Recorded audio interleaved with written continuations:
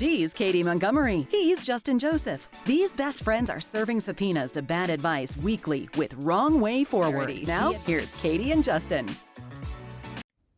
Hi, and welcome to Wrong Way Forward. My name is Katy Montgomery, and I am here with my best friend, Justin Joseph, and we are talking about Wrong Way Forward. And Justin, first of all, I wanted to check in with you. I missed you last week.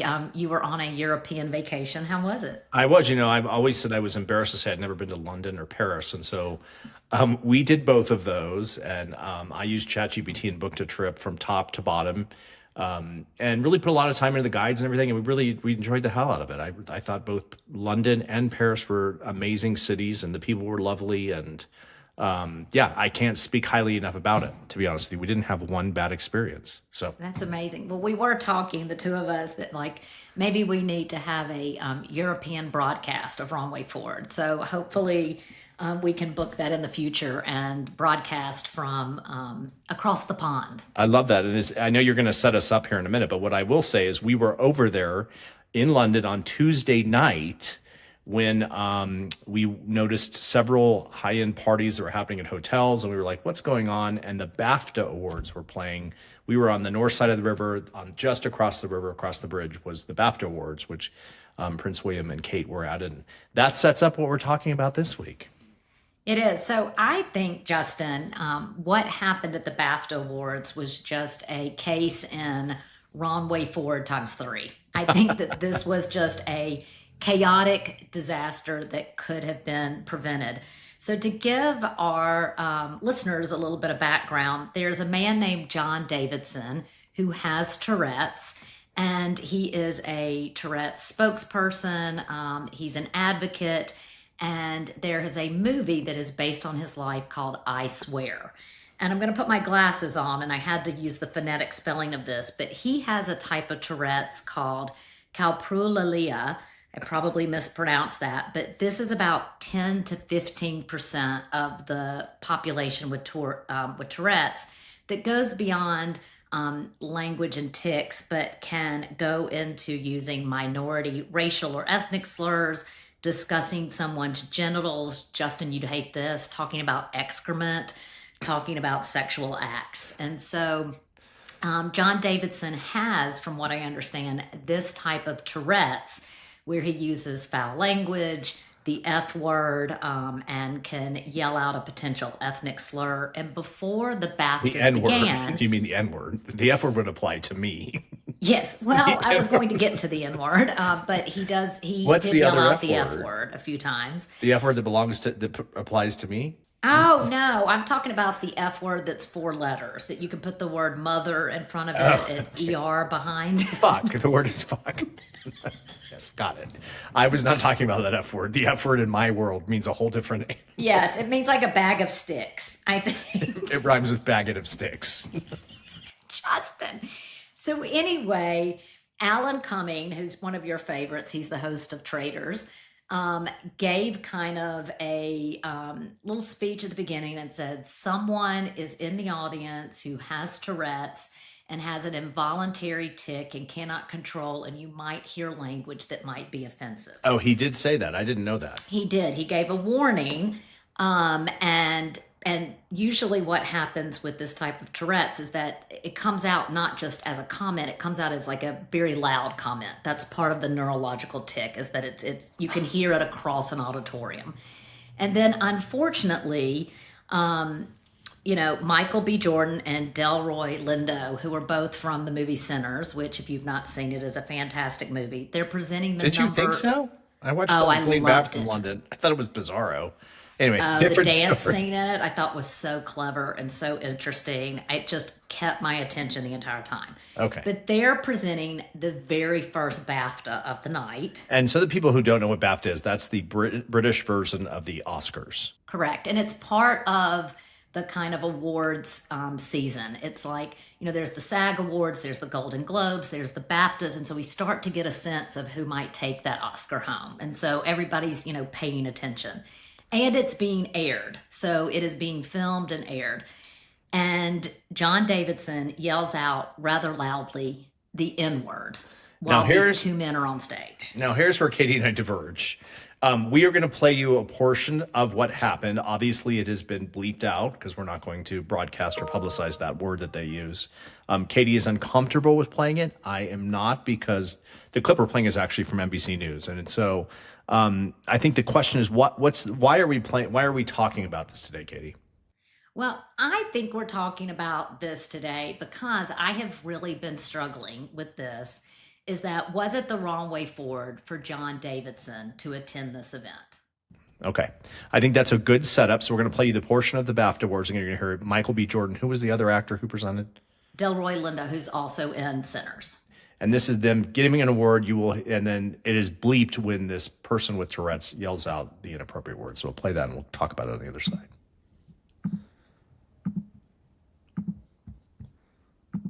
Good evening. Delroy and I are delighted to be presenting the first BAFTA of the night for a vital part of movie making. So that's basically what it was. Two actors came up, they said they're presenting an award, and then this person yells out the inappropriate word. Right. And I have to say, I was having a conversation this morning with someone, and I think there's a continuum of foul language or inappropriate language. You know, at the kind of innocent end could be the words like hell, damn. It progresses to shit. You know, then you can get into kind of F-bombs and versions of that. I would go ahead and say that I think the N-word is a universally offensive word that is not tolerated, nor allowed. And I think most people would say on the scale, it is kind of the most offensive of words. 100%. And I don't think there's anybody who would disagree with that. Right. And so I think we've got multiple pieces involved in this because, first of all, do you think it was the wrong way forward for John Davidson, who has a condition, he has a disease, and he did give kind of a comment that said, you know, this was not intended. This is a neurological tic. But these two, you know, African-American men had to stand there and hold themselves with composure when they're hearing this incredibly offensive word. Do you think it was the wrong way forward for John Davidson to accept the invitation and attend the event? Well, I guess I need to know more about him. Now, I, like you, also Googled this condition because the first thing I thought is, why does someone with Tourette's always go to the most offensive thing that could possibly be said? And I was curious about that. And that's when I found the same word that you talked about, the C word that I can't remember, colloquial or whatever it was. Yeah, make sure when you say C word and we're talking about foul language. It is whatever this specific condition is that applies to 10 to 15% of people with Tourette's, where they immediately go to, if they saw me, they would say the F word. If they saw someone black, they may say the N word. So I guess it's a condition that applies to 10 to 15% of people. So I guess my thought is I don't know John Davidson. I don't know anything about him. But if I were whomever is taking care of him or handling him, even in terms of whether it's his PR team, obviously he was nominated for a movie. Is that right? No, someone was nominated for a movie that was based on his life. Based on his life, okay. Yes. So whomever is in charge of that movie, obviously they have a strong PR team that comes with the territory. And so if this person has a history of doing that, I do not think it was the right way forward for him to be there. You know, if this was a one-off, and again, I don't know anything about Tourette's. If it was a one-off, then I don't think, you know, that I think that there is not I think it is excusable if this is a one-off, even though what he said obviously is totally inexcusable. What do you think? I mean, I think this is the thing that I'm really struggling with. I think I agree with you. And I think the reason is that I'm thinking about it this way. This was people who have gotten to the pinnacle of their career. They have worked their entire life. This is a good indicator of a Golden Globe. This is a good indicator of a Academy Award. A lot of people say that sometimes the SAG Awards and the BAFTA Awards mean even more because it's voted, you know, not by the, you know, general industry, but it's really voted by your fellow actors.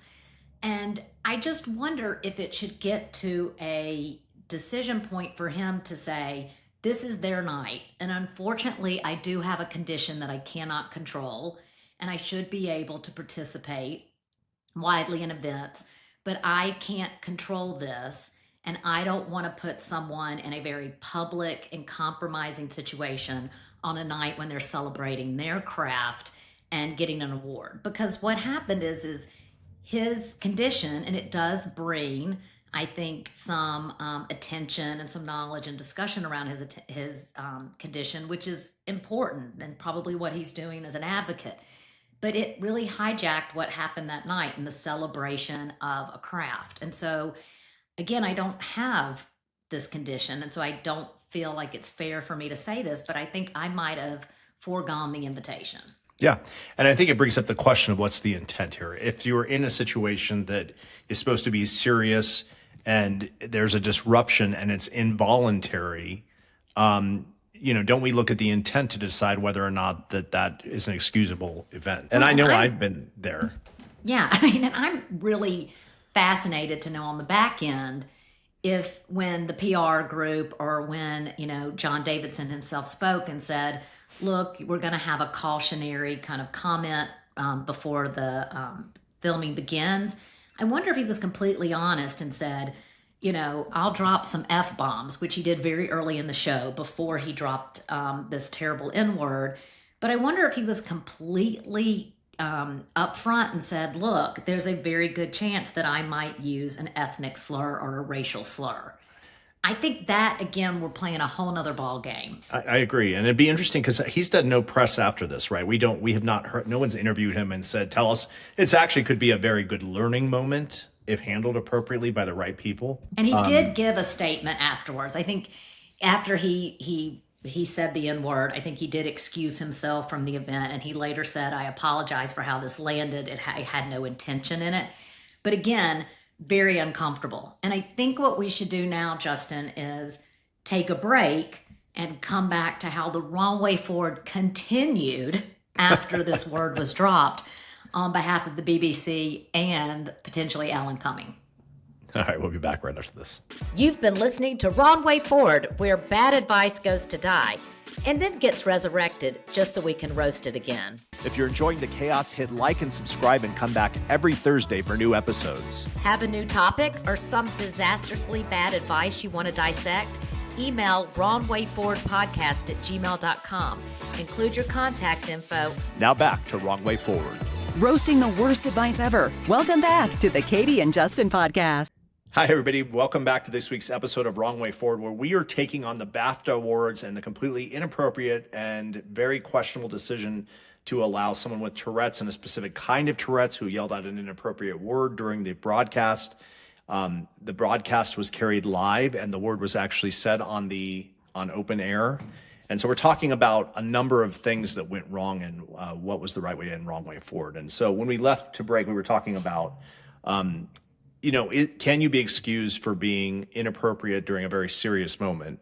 And it's happened to all of us, and I think I'm the king of it. What came to my mind, Katie, is if you remember, you came to visit me, this was, 10 years ago, and we went to one of my aunt's parties, and my uncle, who had advanced Alzheimer's, came up to you. He did.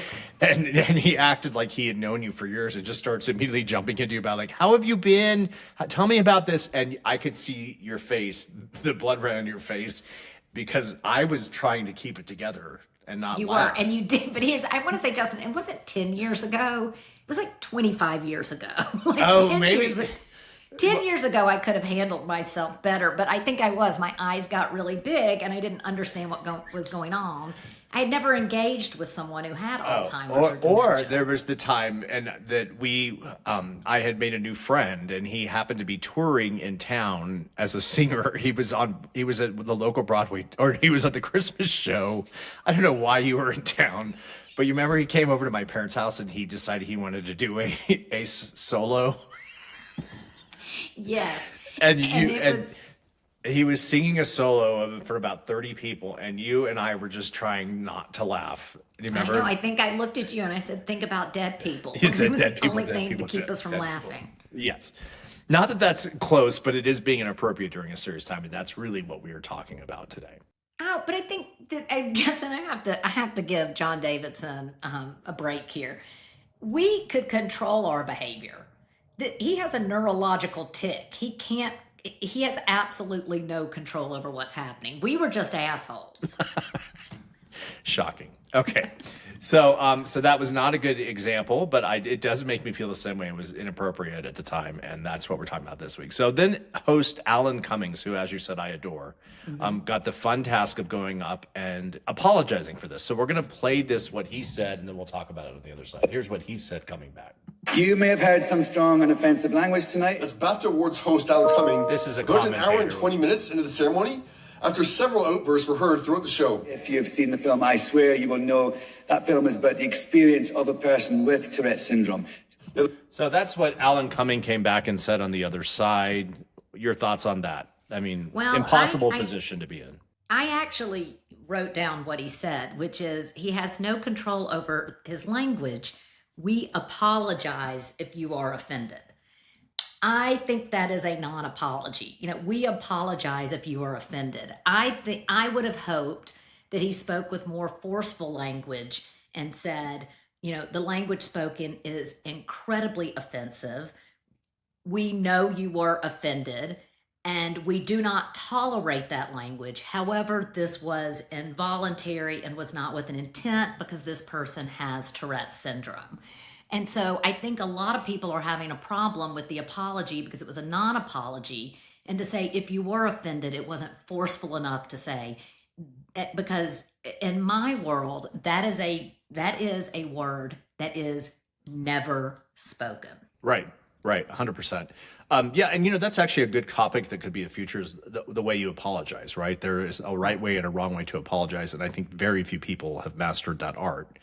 But I agree with you. The apology could have been much stronger. And I wonder if it was on teleprompter. I'd love to know all of those facts. Like, did the producers write that for him? Did he write it himself? Anyway, and he has come out and has been, he came out with other statements on his Instagram afterwards, etc. But what was also shocking to me is the fact that these people live in the space where that someone in the back room has their finger on the bleep button. Right. And they get 15 seconds, and they did not decide to bleep the word. But meanwhile, someone says an inappropriate joke about anything, and it gets bleeped. And so to me, it was also the wrong way forward that the broadcast didn't handle this correctly. Well, and I think what's crazier than that is, from what I understand, is that this piece was out on iPlayer, and they didn't bleep it for what was then being played after the BAFTAs completed. The rebroadcast. So, I mean, what kind of dumbasses were, making the decisions that day? And it leads to a lot of people to believe, is this not offensive? Do we not take this serious? Is there still this kind of, racism that exists? And so it's like the wrong way forward that just keeps in triplicate. It's like it keeps coming. I totally agree. I will say, it does make me want to watch the movie. I want to know more about this. Like I said, this could be and should be a teaching moment. Well, Justin, I don't know if you're going to be able to handle it, because if he talks about excrement and you really hate bathroom stuff, you might not be able to. Yeah, but I don't think. Yeah. Well, I'll let He you also might talk about genitals and sexual acts. You don't care about those two things either. No, but it also reminds me when I saw Vagina Monologues, and it was so uncomfortable. I was sweating. I was crying profusely. I was laughing profusely. I was so uncomfortable. Because You went, I did not know you went and saw that. Oh yeah, I mean, I literally thought it was the funniest thing ever, but I was just so deeply uncomfortable that I was sweating in places that I didn't know I sweat, and I'm sure that's how I would react to I Swear the movie as well. So I'm sure, anyway. definitely. All right, so last week we had author John Rosenberg on, and Katie, what was your takeaways from that? Well, my takeaways is he's a fantastic coach, and he's got me thinking about when I am kind of in that survival protection mode, how to get into that place where I'm aware, I'm inquiring, and I'm reframing. And so it's really stuck with me. Yeah, I agree. And some viewers wrote in as well, and I think everybody. What was funny is you and I went back and forth whether it was a good fit for the podcast and Wrong Way Forward, and after listening to him, I could not think of a better fit for so many of the things that we talk about. Do you agree? I could not agree more. And some viewers wrote in and had the same thoughts. Hi, Wrong Way Forward. Your guest talked about how we trade thriving for success, and I feel personally vindicated. I spent my entire 30s chasing promotions, money, and status, and I got all three. What I also got: insomnia, acid reflux, and a weird obsession with productivity podcasts. So anyway, I think it hit home on a lot of people who listen.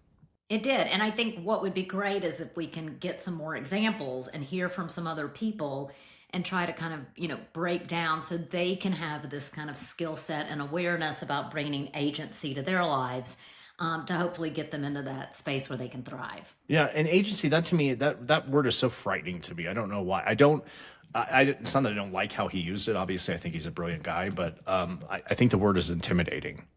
Oh, that's interesting. I love the idea of this. Well, would you rather hear empowerment? Yeah, maybe. Yes, maybe. I don't know. I feel like the word it makes me feel less power, I guess. I don't know. Oh, So well, anyway, that was just a reaction to it. Yeah. Anyway, but we will have him back again, don't you think? Yeah, no, I thought he was absolutely fantastic. Something that I want to talk about, Justin, when we come back, and it is the obsession in Washington, D.C., where I live. Interesting. Everyone is talking about it. It is Love Story on Hulu, and it is about the romance between Carolyn Bessette and JFK Jr. So when we come back, want to talk a little bit about that. We'll be back after this. Thanks for streaming Wrong Way Forward, the weekly reminder that advice is usually free for a reason. We call out bad advice wherever it hides: boardrooms, break rooms, and even book clubs. Enjoying this dumpster fire? Like, subscribe, and check back every Thursday for new episodes. Want us to roast your favorite piece of nonsense?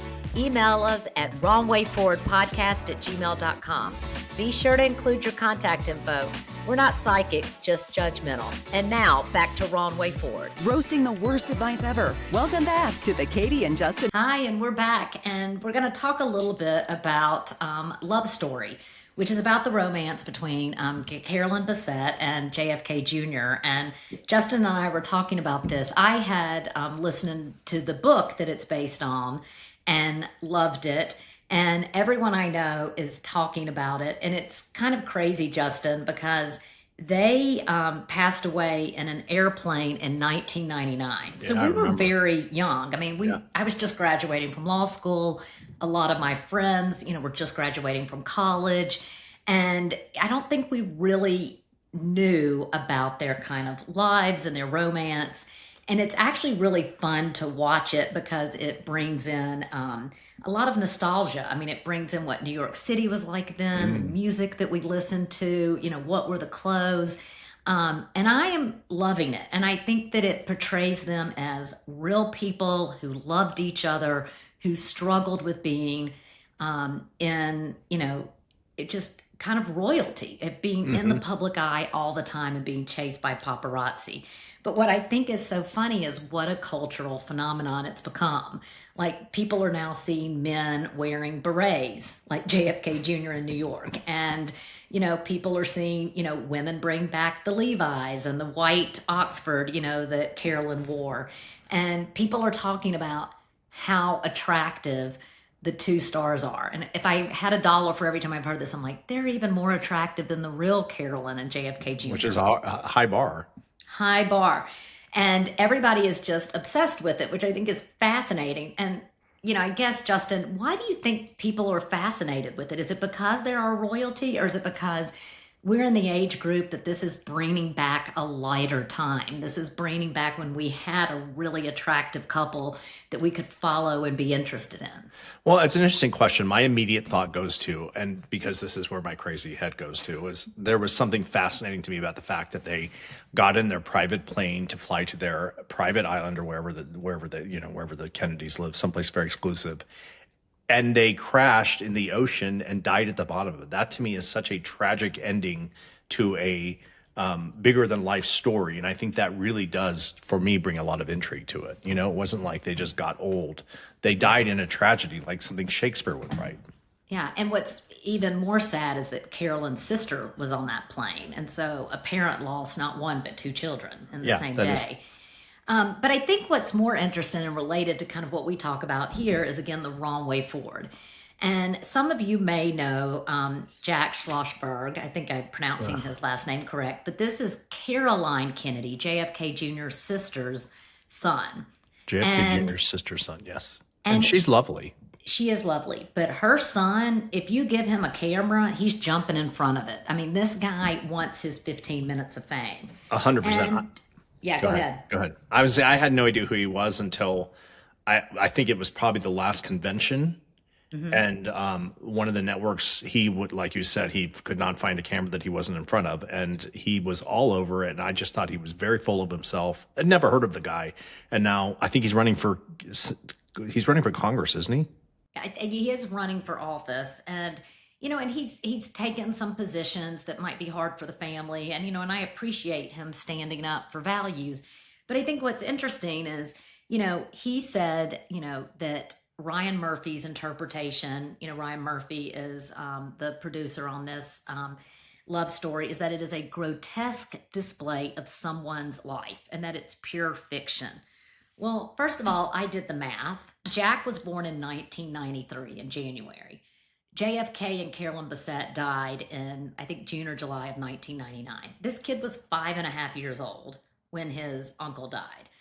I could tell you, I have a nephew who's about that age. If you spoke to him at age 33, I don't think George, would be able to speak about my romantic life or lack thereof.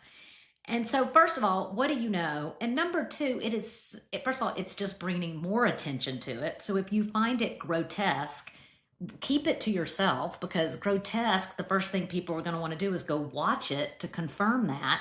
And number three, everyone I talk to does not see it as fantastical or grotesque or rude. They actually see it as real and really showing a true love relationship. And so I find his handling of this the wrong way forward, and he's ruining my viewing pleasure.